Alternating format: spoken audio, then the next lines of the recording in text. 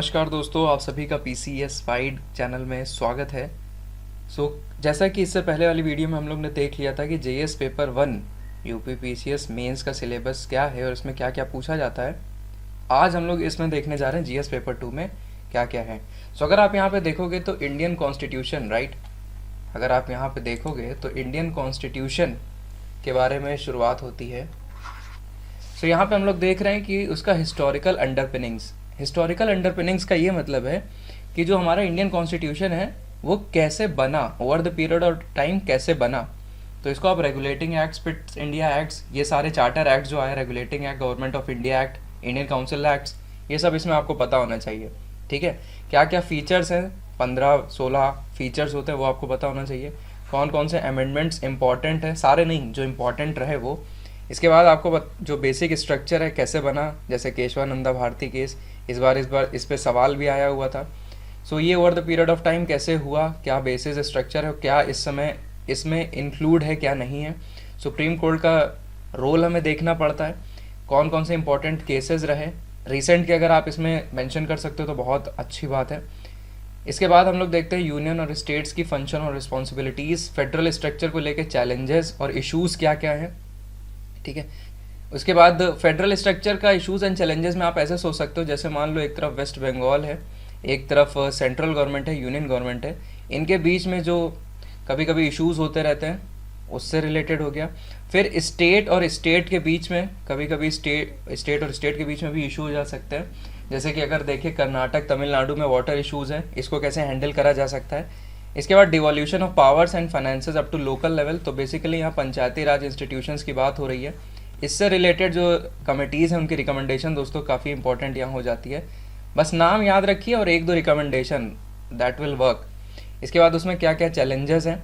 Finance commission दोस्तों बहुत important हो जाती है सेंटर स्टेट फाइनेंशियल रिलेशन को लेके, राइट। इसी में अगर आप ऐड ऑन करना चाहो तो GST काउंसिल पे भी कोई ना कोई मैटर एक दो पन्ने का तैयार कर सकते हो।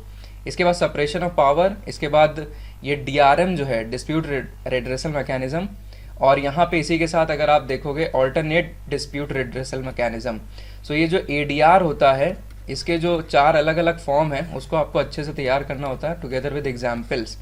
ये आपका that takes your of this particular 4 topics. इसके बाद अगर आगे चलें हम लोग,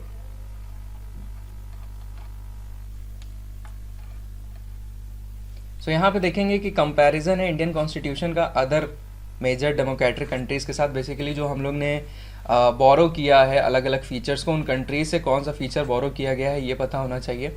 इसके बाद पार्लियामेंट और स्टेट लेजिस्लेचर को हम लोग देखते हैं क्या स्ट्रक्चर है, कौन कौन से आर्टिकल्स हैं। ठीक है, तो आर्टिकल्स अगर आप लोग याद रख सकते हो तो उसको याद रखिएगा। फंक्शनिंग क्या क्या होती है, कैसे बिजनेस कंडक्ट किया जाता है, पावर और प्रिविलेजेस यहाँ MPs MLAs के क्या हैं और कंसर्न इशूज़ क्या हैं। ठीक है, इसके बाद हम लोग यहाँ पे देखें एग्जीक्यूटिव और जुडिशरी के स्ट्रक्चर, ऑर्गेनाइजेशन कैसे रहा, मिनिस्ट्रीज डिपार्टमेंट्स क्या हैं, प्रेशर ग्रुप्स, ये इंपॉर्टेंट है प्रेशर ग्रुप्स। और ये प्रेशर ग्रुप्स की इसमें आपको क्या पता होना चाहिए, डेफिनेशन पता होना चाहिए, टाइप्स ऑफ प्रेशर ग्रुप्स आपको पता होना चाहिए और उसकी रिलेवेंस इंपॉर्टेंस पता होना चाहिए। ठीक है, ये सारी चीज़ें प्रेशर ग्रुप के बारे में आपको पता होनी चाहिए। इसके बाद PIL आपको अलग से पढ़ना होगा, हाफ पेज का नोट होता है, PIL पे तैयार कर लीजिएगा, दैट विल वर्क। इसके बाद RPA आपको देखना होता है, उसके सेलिएंट फीचर, सारे नहीं, इसमें कुछ 10-12 बातें होती हैं, अगर वो आप याद रख सको तो वही उसी से पेपर में क्वेश्चन पूछे जाते हैं। इसके बाद अगर इसमें देखें कॉन्स्टिट्यूशनल पोस्ट जो अलग अलग होती हैं, उसका आर्टिकल अगर याद रख सकते हो, क्या सैलरी होती है, क्या रेम्यूनरेशन होता है, कैसे अपॉइंट किए जाते हैं, कैसे रिमूव किए जाते हैं, वो सारी बातें हो गई। पावर, फंक्शन, रिस्पॉन्सिबिलिटीज़, तो इसमें काफ़ी जो पोस्ट हैं कॉन्स्टिट्यूशनल पोस्ट, और इसी में अगर आप देखोगे तो स्टेटरी, रेगुलेटरी और जो अदर क्वासी जुडिशियल बॉडीज़ हैं, और अब तो नीति आयोग भी इस नए वाले सिलेबस में ऐड कर लिया गया है। ये बहुत इंपॉर्टेंट हो जाता है। तो ये अगर आप पार्ट देख रहे हो तो हमारा जो इंस्टीट्यूशंस हैं उसके रिगार्डिंग है, राइट, गवर्निंग इंस्टीट्यूशंस जो हैं उसके रिगार्डिंग ये सारी बातें हैं। इसके बाद अगर आगे जाके देखें गवर्नमेंट पॉलिसीज़ जो करंट में हैं, और इसी में ध्यान रखिए अभी यूपी का भी ये सब चीज़ें आएंगी। इसके बाद क्या क्या अलग अलग सेक्टर्स में इंटरवेंशंस किए जा रहे हैं सरकार द्वारा। इसके बाद इसमें अगर देखें इंफॉर्मेशन कम्युनिकेशन टेक्नोलॉजी, इससे रिलेटेड इश्यूज़ और चैलेंजेस कैसे इंप्लीमेंट किया जा रहा है वो सब। इसके बाद NGO पे आपका 2 पन्ने का राइटअप होना चाहिए आपके पास अवेलेबल। सेल्फ हेल्प ग्रुप्स आपको पता होना चाहिए कि क्या होते हैं, डेफिनेशन, इसकी इम्पोर्टेंस क्या है, इसमें क्या क्या चैलेंजेस है, टुगेदर विद एग्जाम्पल्स। ठीक है, अब एग्जाम्पल के साथ दे सकते हो, जैसे झारखंड हो गया, केरल हो गया, छत्तीसगढ़ हो गया, राजस्थान हो गया, यहाँ पे कई सेल्फ हेल्प ग्रुप्स हैं जो बेसिकली सेल्फ हेल्प ग्रुप्स को आप थोड़ा वुमेन एम्पावरमेंट के साथ ऐड करोगे, वुमेन एम्पावरमेंट के साथ। ठीक, इसके बाद वेलफेयर स्कीम जो चलाई जा रही है सेंटर एंड स्टेट की, उसकी परफॉर्मेंस पूछी जा सकती है। जैसे इस बार पूछ लिया था अटल भूजल योजना के बारे में, तो ये आपको पता होना चाहिए। 6,000 करोड़ की स्कीम चलाई जा रही है, सेंटर और स्टेट चलाएंगे, वर्ल्ड बैंक की हेल्प से चलाई जा रही है। कुछ डिस्ट्रिक्ट्स में चलाई जाएगी, देश के पूरे पैन इंडिया लेवल की नहीं है, जहाँ पे वाटर स्ट्रेस ज़्यादा है उन कंट्रीज उन डिस्ट्रिक्ट्स में चलाई जाएगी। ठीक है, ग्राउंड वाटर को रिस्टोर करने के लिए अलग अलग मैकेनिज्म इंक्लूड है इसमें। सो ऐसे आप लिख सकते हो 1-1.5 पन्ने का राइटअप। इसके बाद यहाँ पे वल्नरेबल सेक्शंस को जो प्रॉब्लम हो रही है, कौन कौन सी बॉडी कॉन्स्टिट्यूट की गई है वो, तो इसी में अगर आप देखें तो जो CAA है उस पर भी यहाँ पे बात करी जा सकती है। इसके बाद सोशल सेक्टर डेवलपमेंट और मैनेजमेंट के रिगार्डिंग जो सोशल सेक्टर में क्या क्या बातें करी गई हैं, तो सोशल सेक्टर यहाँ बेसिकली हेल्थ, एजुकेशन, HR। मैंने आप लोग को पावर्टी वाला भी बताया था कि पावर्टी GS पेपर 1 में भी था, यहाँ पे भी देखिए आ गया। So that takes care of this particular as well. तो वहाँ पे अगर आपने तैयार कर लिया है तो यहाँ पे भी वही सेम चीज़ है। इसके बाद देखें गवर्नेंस का टॉपिक शुरू होता है, गवर्नेंस, ट्रांसपेरेंसी, अकाउंटेबिलिटी, और अब गवर्नेंस को भी इंक्लूड कर लिया गया। इसमें डिजिटल इंडिया मिशन भी ऐड ऑन कर लीजिएगा। इसके बाद यहाँ पे क्या क्या मॉडल्स होते हैं दोस्तों, गवर्नेंस के 4 मॉडल होते हैं, वो बेसिकली देखना होता है यहाँ पे, उसके सक्सेस और उसके लिमिटेशन, उसका पोटेंशियल क्या है, सिटीजन चार्टर, इंस्टीट्यूशनल मेजर्स, ये सब अपने को देखने पड़ते हैं। इसके बाद role of civil services democracy में क्या है, तो ये GS पेपर 4 का भी टॉपिक यहीं पे आ जाता है। तो अगर आपने वहाँ कर रखा है तो कोई प्रॉब्लम नहीं होनी चाहिए।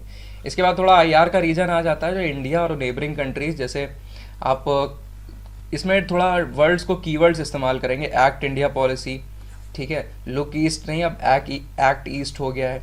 ऐसे ही अलग अलग जो मैरीटाइम डिप्लोमेसी कीवर्ड्स हैं उसको करोगे। तो हम लोग जब ये पढ़ेंगे तब मैं आपको समझाऊंगा। बायलेटरल, रीजनल, ग्लोबल ग्रुपिंग जो है, स्पेशली सार्क हो गया, बिम्स्टेक हो गया आपका, इन सब पे खासा ध्यान रखना है आपको। इंडियन ओशियन जो कॉन्फ्रेंस होती रहती है, इंडियन ओशियन एसोसिएशन जो है। इसके बाद जो रिमलैंड कंट्रीज़ हैं उसके बारे में। फिर पॉलिसीज़, पॉलिटिक्स क्या हैं जो खासकर हमारे इंडियन डायस्पोरा को इफेक्ट करती है, इस पर डायरेक्ट सवाल आ चुका है।